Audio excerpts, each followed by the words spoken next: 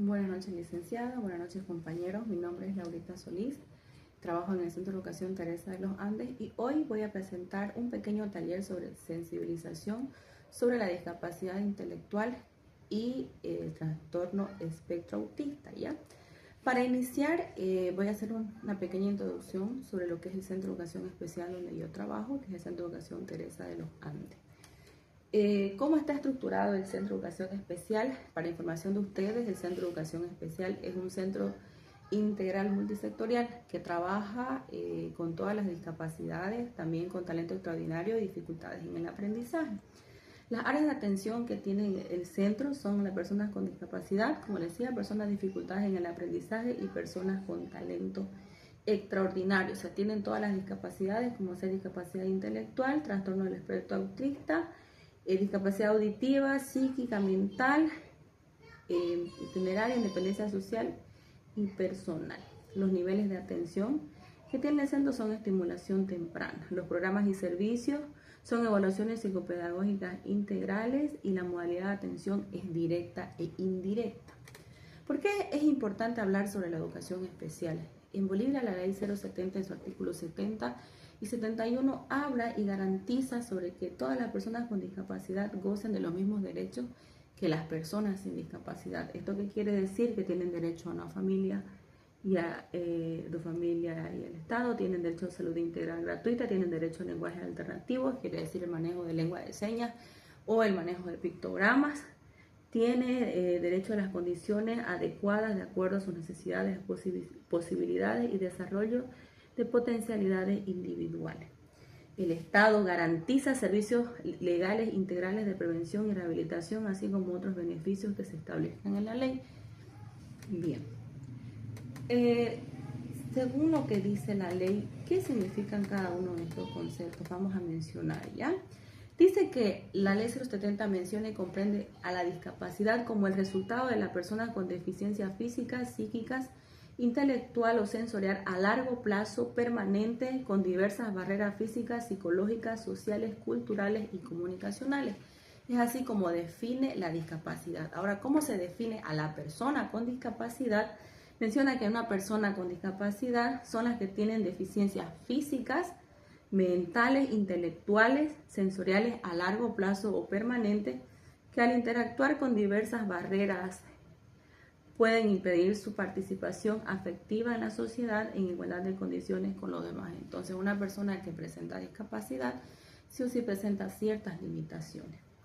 El Centro de Educación Especial contiene dos modalidades, que es la modalidad directa e indirecta. Cuando hablamos de modalidad directa, se refiere a la atención educativa a través de programas y servicios que involucran directamente a los estudiantes con discapacidad en los centros de educación especial y se trabaja con currículum específico según el diagnóstico que entrega el equipo multidisciplinario.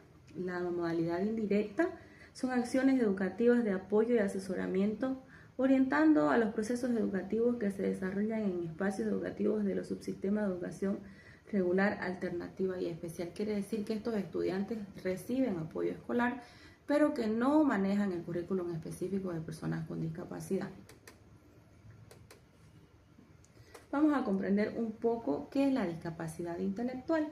Dice que la discapacidad intelectual se define dentro de los trastornos del neurodesarrollo, cuyo inicio se sitúa en el periodo de desarrollo que incluyen limitaciones del funcionamiento intelectual, así como de comportamiento adaptativo en los dominios conceptuales y sociales. Las personas con discapacidad intelectual tienen algunas limitaciones para funcionar en su vida diaria. Les cuesta más aprender habilidades sociales e intelectuales para actuar en diferentes situaciones. Entonces, cuando una persona presenta discapacidad intelectual, tiene ciertos problemas para lo que es adaptarse, ¿no? Y tiene ciertas características o algunas señales de alerta que vamos a ir viendo más adelante, que a nosotros como maestros en el área regular nos permite quizás detectar e identificar para luego hacer las derivaciones pertinentes. Y de esta manera mi estudiante pueda ser evaluado y yo pueda hacer las estrategias adecuadas para que ellos puedan desarrollarse en el mismo contexto de los demás estudiantes. Ya, ¿cuáles son las posibles causas de la discapacidad intelectual? Las posibles causas de la discapacidad intelectual pueden ser genéticas, como el síndrome de Down, ¿no? o trastornos hereditarios. También puede ser causas del metabolismo, por como hablábamos de la bilirrubina, ¿no? Que en muchos casos algunos papás, el bebé nace sano, no nos damos cuenta, se le sube la bilirrubina y puede causar daño cerebral y entonces ellos pueden tener alguna discapacidad. Causas ambientales, exposiciones a sustancias tóxicas como el plomo, desnutrición, consumo de alcohol, ciertas drogas o ciertos medicamentos durante el embarazo. Muchas veces, quizás por desconocimiento, consumimos algunos medicamentos que lastiman o dañan al bebé cuando está en proceso de desarrollo. Otras causas pueden ser malformaciones encefálicas como la hidrocefalia o microcefalia. También puede haber complicaciones en el momento del parto, abuso psicológico o de valoración de los padres de familia. Es muy importante comprender también que durante el periodo de embarazo pueden ser una de las posibles causas que la persona no sufra discapacidad intelectual, ¿no? La mamá durante el embarazo tiene que ser algo tranquilo, ya que es un periodo donde las mamás están más sensibles y a ciertas situaciones que pueden afectar al bebé. Muy bien, vamos a ver ahora las clasificaciones educativas de estudiantes con discapacidad intelectual. Hace un momento atrás les mencionaba que de acuerdo a un diagnóstico que le hace el equipo multidisciplinario en el Centro de Educación Especial, es como una valoración que le hace la psicóloga, la psicopedagoga, que tiene que ser también evaluado por un fonoaudiólogo, también por un neurólogo, para determinar cuáles son las necesidades educativas que presenta el estudiante. De acuerdo a toda esta evaluación por todo este equipo multidisciplinario, se va a determinar el nivel y la discapacidad que tiene el estudiante. Específicamente ahora me voy a referir a lo que es la discapacidad intelectual. Luego de que se ha hecho una valoración y se ha hecho un diagnóstico el estudiante, y si en el diagnóstico yo como maestro leo que es discapacidad intelectual leve, ¿qué quiere decir esto? Dice que este estudiante requiere apoyo educativo discontinuo pero planificado, corresponde al criterio de adaptación curricular en otros sistemas del sistema educativo plurinacional regular alternativo superior. ¿Qué quiere decir esto? Si yo como maestra he detectado a un estudiante que presenta ciertas características, luego fue evaluado y en el resultado de su diagnóstico me dice que tiene discapacidad intelectual leve, él tiene que estar incluido en el área regular. Por esta razón dice que requiere el trabajo con una maestra inclusiva o una maestra que haga el apoyo escolar, ¿no? Y trabaje puede ser adaptaciones curriculares o como ahora puede trabajar, ¿no? con el método DUA para que todos los estudiantes puedan trabajar por igual. También está lo que es la discapacidad intelectual moderada, ¿no? El mismo procedimiento. ¿Qué pasa con estas personas que tienen discapacidad intelectual moderada? Dice que requiere apoyo educativo focalizado hacia determinadas áreas, funciones básicas para el aprendizaje por tiempos limitadas en otros sistemas de educación regular, alternativa y superior, así como en el ámbito de educación especial. Entonces tiene que estar en ambas áreas cuando es discapacidad moderada. Cuando hablamos de discapacidad intelectual grave, ¿a qué se refiere? Dice, demanda apoyo educativo que aborde varias áreas y funciones que se extienden por tiempo prolongado. Estos estudiantes se encuentran desarrollando sus procesos educativos en el ámbito de educación especial. Cuando tienen discapacidad intelectual grave o muy grave, directamente entran a la modalidad directa. ¿Qué quiere decir? Estos estudiantes no van a estar incluidos en el área regular, sino netamente van a estar en centros de educación especial, trabajando con lo que es el currículum específico. Pero estas dos poblaciones, como es la discapacidad intelectual leve y según lo determine el equipo multidisciplinario, la discapacidad intelectual moderada, van a estar incluidos en el área regular, ¿no? En esta área se deben trabajar con las adaptaciones curriculares y por esta razón es que estamos haciendo este taller de sensibilización para que las personas puedan comprender que las personas con discapacidad tienen el mismo derecho al estudio, tienen derecho a ser incluidos cuando son con discapacidad leve. ¿Por qué cuando son discapacidad leve y moderada tienen que estar incluidos en el área regular? Porque son personas que son independientes y que pueden alcanzar ciertos objetivos en el área regular. Les va a ayudar a desenvolverse mejor en el área social y con adaptaciones curriculares y adaptaciones de materiales, como pueden ser con métodos de comunicación alternativa, como es la lengua de señas o las personas con discapacidad auditiva, pueden estar incluidos en el área regular. Pero estas personas que tienen discapacidad grave y muy grave, tienen que estar directamente en los centros de educación especial. Muy bien. Es importante conocer cómo se le debe llamar a una persona con discapacidad intelectual. Muchas veces en nuestro contexto, no al menos aquí en Santa Cruz, se escucha todavía, ¿no? Que dicen el opa, el sonso, incluso dicen en mongólico. Entonces, ¿cuál es la manera correcta amparada por ley? Como yo debo dirigirme a una persona con discapacidad intelectual, ¿ya? No le tengo que decir discapacitados intelectuales, discapacitados psíquicos, deficientes, minusválidos, retrasados. No puedo referirme de esa manera. La forma correcta son personas con discapacidad intelectual. Ese es el término amparado por ley. No tengo que decir sufre de discapacidad intelectual o es una chica de 43 años con discapacidad intelectual o es una persona normal. Algo que debemos quitar, que me gustaría hacer énfasis, es que siempre decimos no, una persona normal. Todas las personas somos normales, incluso tenemos capacidades diferentes. Lo que se menciona, y me gustaría hacer hincapié en esta parte, es que son personas con discapacidad y personas sin discapacidad, teniendo siempre ante la palabra persona, porque ante todo todos somos personas, solo que algunas presentan discapacidad y otras no presentan discapacidad. ¿Ya? Entonces es mejor decir, tiene una discapacidad intelectual, es una persona sin discapacidad, ¿ya? Entonces tratemos de eliminar eso de persona normal, por decir es una persona con discapacidad. Recuerda también que la discapacidad intelectual no es una enfermedad. Muchas veces o antiguamente se trataba a la discapacidad como una enfermedad, ¿no? O como una maldición. Entonces la discapacidad es una condición que va a acompañar al individuo a lo largo de su vida. Que si bien tiene limitaciones, también esta persona tiene habilidades las cuales nosotros como maestros de educación especial les ayudamos a desarrollar estas habilidades y a fortalecerlas para que ellos puedan tener independencia personal, independencia social y lleguen a adquirir un trabajo para que puedan ser independientes económicamente también de su familia.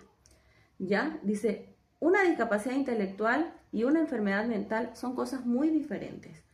No normalices si hablas de personas adultas. Quienes mejor pueden hablar de su vida son las propias personas con discapacidad intelectual.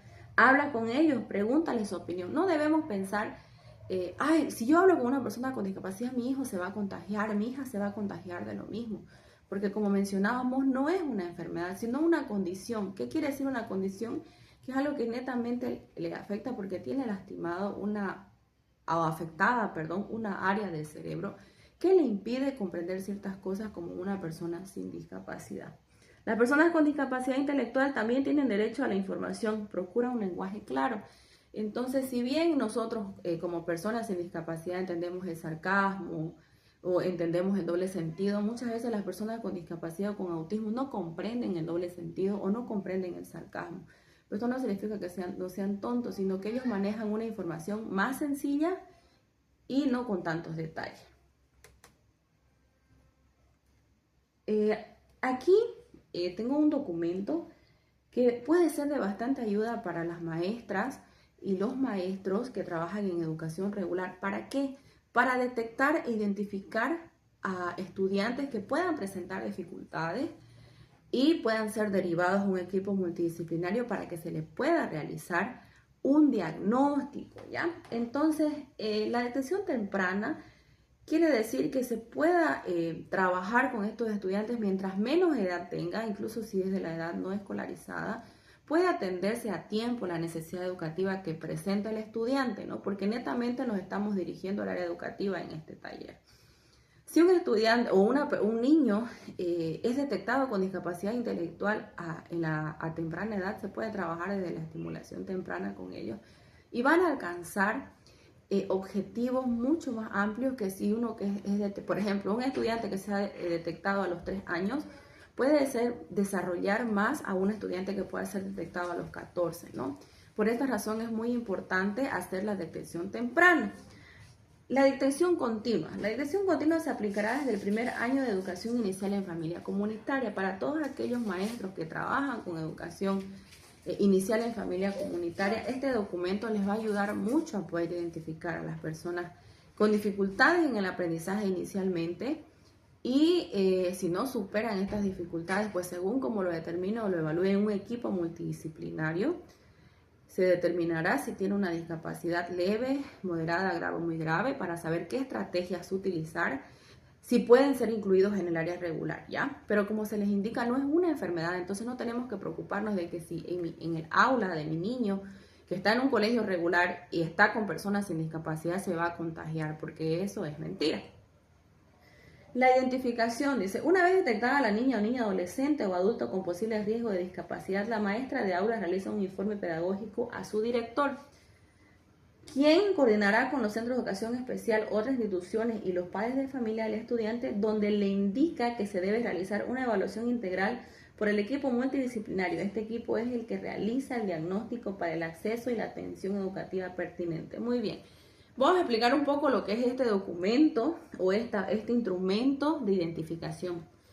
Entonces, primero nos menciona, siempre es importante tomar los datos y hay ciertas características, algo muy cortito, por ejemplo, dice, en educación inicial, ¿no?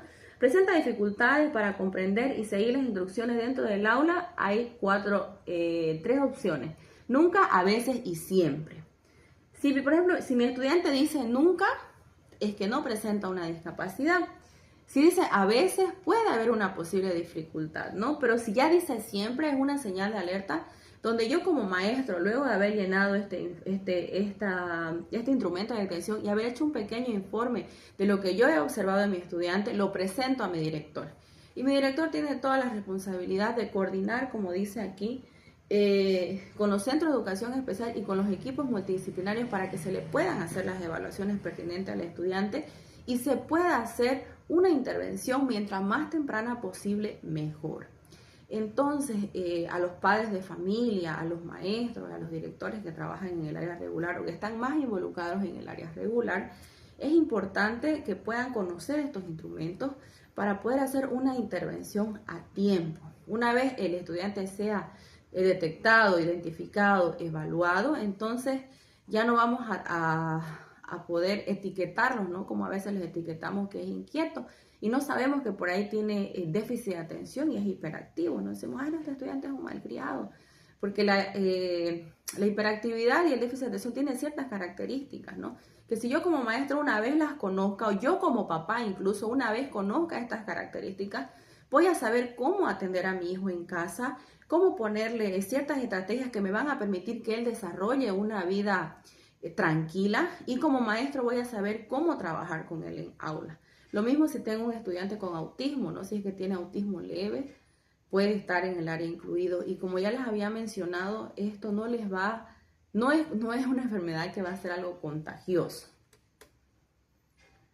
Entonces, la discapacidad intelectual, y como les mencionaba, de acuerdo a lo que diga el equipo multidisciplinario, pueden estar incluidos. Entonces, mi deber como maestro, como autoridad, como padre de familia también, si conozco a alguna persona o me he enterado de que va a ingresar al colegio un niño con discapacidad leve, pues pueda comprender y no pueda rechazarlo, ¿no? Porque a veces lo que hace que estas personas sean agresivas, porque van a decir tal vez es que son agresivos, es el rechazo de la misma sociedad, ¿no? Si no se le presentan las oportunidades de que ellos puedan desenvolverse en el entorno junto con sus compañeros y no hay ese rechazo, ellos sí pueden desenvolverse, ¿no? Como personas en esta sociedad en Bolivia, tenemos que brindar estos espacios, ¿no? De apoyar a los maestros incluso que puedan prepararse en lo que es educación especial o educación inclusiva para atendernos y poder brindar las estrategias pertinentes. Espero que este pequeño resumen les hubiera ¿no? abierto un poco los ojos